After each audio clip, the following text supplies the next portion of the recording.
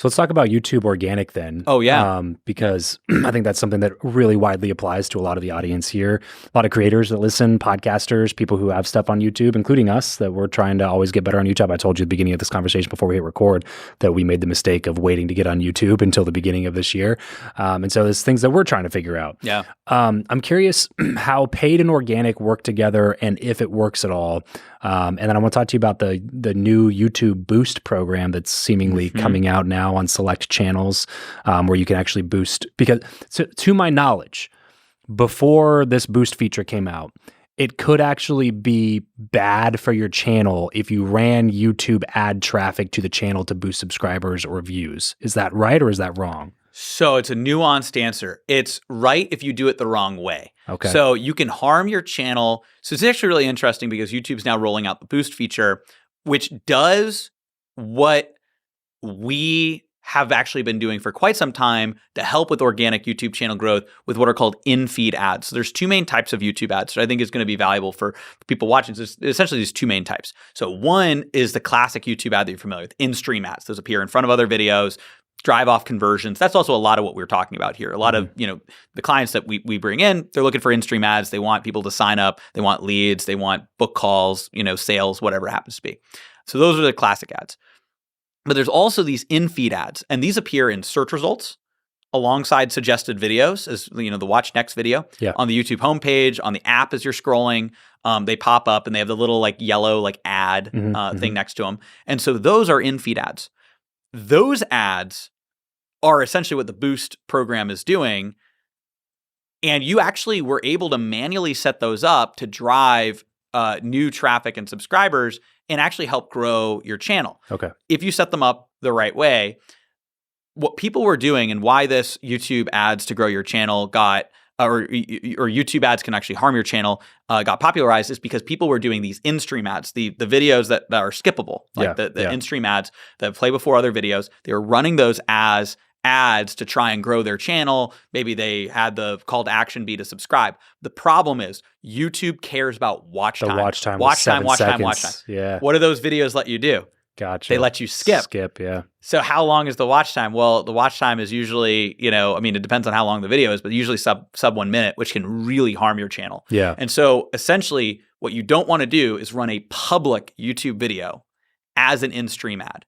So some people also get paranoid about running videos that they have on their YouTube channel as ads because they think that's going to harm their channel. Only if it's public. If it's unlisted, it's not going to harm your watch time stats. Gotcha. But if it's a public video where it's available to the public, that video can harm your watch time stats if you run that as an ad. So you want to run these in-stream ads from unlisted videos, and those drive off platform. If you want your YouTube channel to grow, what you need are these in-feed ads instead. Okay. And what these do is they simulate discovering your content naturally. Got it. And so that's also why it's basically just giving you an increased chance of impressions and click-throughs to the video itself. Exactly. Now, the reason that I say that you have to do it right for it to help your channel is it's just like organic content. Yeah. If you post bad videos, if your shit sucks, it's not going to make it better. Or you clickbait, then your watch time is going to go down and it's not going to work. And so it's the same thing with in-feed videos. Is that you could do it wrong and your watch time could be, but you can also monitor all those metrics. So theoretically, if you want to do it the right way, you would, in my brain anyway, this is how and this is kind of what I've been talking to my team about doing with some of our bigger podcast interviews was well, what if we just let the algorithm do its thing for 30 days and see which ones have the highest click-through rate, which ones have the highest watch time, and then just boost those ones, basically. Exactly. Okay. Exactly.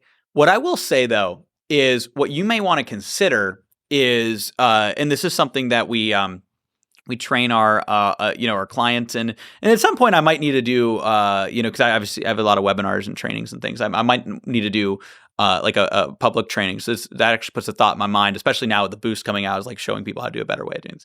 But basically, be a good time to hop on that trend for sure. Yeah, exactly. So that you're making me think of that right now. But one of the things that we do with our clients, and we of course have our client trainings and strategies. But essentially, what we do is we have them do exactly that. They look at what are your best watch time videos, what are the videos that are, if you're tracking clicks, like UTMs and stuff, you can see, okay, what are the videos that are producing, conversions? What are videos that are getting more subscribers, right? So let's look at all those things and say, okay, these are your top performing videos that have high watch time, high retention. They're causing conversions, causing subscribers. Let's take that video. And with what you're saying, the basic version would be to boost. That didn't used to exist, but now it does. But there's an advanced version. The problem with boosting it is, and you've probably seen this, there's really no targeting, right? It's like, it's just kind of, okay, you want to generic audience, just reach people that are similar to those who are already watching the videos, which is better than, honestly, it kind of just creates a lookalike audience, which is better than no targeting. Because if you set up a Google ad with no targeting, then there really is no targeting. Basically, the boost feature is like YouTube ads for dummies. Yeah, and it's like a lookalike. It's kind of similar to like a Facebook boost. Sure, But there's a way to go in and target those in-feed ads to your ideal clients or your ideal audience on YouTube in the Google Ads platform on YouTube. And so what you can do, and this is also used to be the only way before the boost feature was there. So what you would do is you would go into your YouTube Ads platform and you'd build out this in-feed audience. And you can still, with that, do content targeting. So keywords they might search on YouTube. You can also do audience-based targeting. So, things they've either searched on Google or YouTube, interests that they have. And you can basically target people that might be looking up, okay, like networking or the like, guests of the podcast. Grant Cardone podcast. Exactly. Yeah. And then what you would do is you would be able to appear right there at the top for those searches. Versus even if you take that, like a Grant Cardone, interview that you've done, and you boost it, it may or may not go to people searching that. Because YouTube's just kind of going to do a similar based audience. Versus you can actually say, I want to reach people that are searching, his name on YouTube, or people who have an interest in him based on a YouTube, like a variety of audience. Searches. Yeah. Exactly. And so what you can do is target that. And the other thing is you can also add in, other demographic based targeting, household income. They have some demographics actually, I think in the boost feature, but you can get more granular with it. Sure. And because you're doing this inside of Google Ads, you can actually split you can split test different headlines. So basically you can kind of change the headline and stuff. But what you can also do is you can see what conversions you get on the back end. There's just a lot more stats. So you can actually say, okay, am I actually getting view through conversions of people going to my site and doing this? You can, and the boost will show you your subscribers. It'll show you things around watch time, but this will just give you a lot more. Sure. So it's more targeted and gives you more analytics. That said, boost is a good place to start. The other thing that I found too is if you know how to target the right way, you can actually get views cheaper than boost. So with boost, they just kind of give you an estimate of how much you'll pay per view. With Google Ads, you can actually just set up a CPV, so a bid, per view that you want to pay. Yeah. Typically, though, what we found is the cost per view on these in-feed ads compared with an in-stream, the ads appear in front of other videos, is like a fifth the cost. Oh, wow. And so you can really get a lot of people coming in, and that's for the same targeting. You could do the same targeting, right? Top 10% income earners, top 20%, like this type of stuff that we might do, right? That might not be for you, but and people who are have a business, sure, trying to figure out how to market. We can reach those people at a fraction of the cost. Got it. And then they go into the ecosystem. We can see how many subscribe, how many click off to our site, and all that. What are some of the I guess red flags that exist in that space? So like there's all these click farms and websites to buy subscribers and buy views and all these things, and none of them ever work, right? No. Because you always have to, you're always going to have to keep up the pretense. Yeah. So you'll never get off the hamster wheel of continuing to buy more and more and more stuff, and it'll never get shown organically. It'll never build a real audience. But I see people do it all the time, where they'll go buy I bought this channel that came with 150,000 subscribers. It's like, okay, but there's no videos. They don't know who you are.